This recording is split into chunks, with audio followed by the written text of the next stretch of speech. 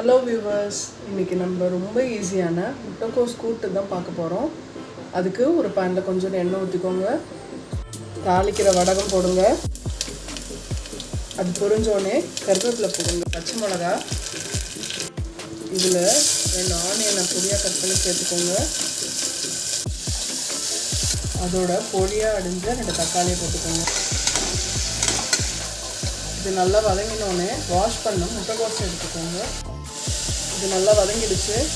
இதோட 2 table spoon wash பண்ண பயத்தம்பருப்பு போடுறோம். 1 ஸ்பூன் கடலைப்பருப்பு ஆட் பண்ணுறோம். ஊற வச்ச 2வது தண்ணியை ஊற்றுங்க. மஞ்சள்தூள் ஆட் பண்ணிக்கோங்க. கல் உப்பு ஆட் பண்ணிக்கோங்க. 4 to 5 விசில்ஸ் வர வரைக்கும் குக் பண்ணுங்கள். விசில்ஸோட 1 ஸ்பூன் பெப்பரும் 1 ஸ்பூன் ஜீரகமும் இதில் ஆட் பண்ணியிருக்கோம். இதை கோஸ் பேஸ்ட்டாக அரைச்சிட்டு வர போகிறோம். முட்டைக்கோஸ் நல்லா வதங்கிடுச்சு. நம்ம அரைச்சி வச்சுருக்க தேங்காய் பேஸ்ட்டு சேர்த்துக்கலாம். ஒரு 5 மினிட்ஸ் கொதி வந்தால் போதும். ஏற்கனவே நல்லா குக் ஆகிடுச்சு.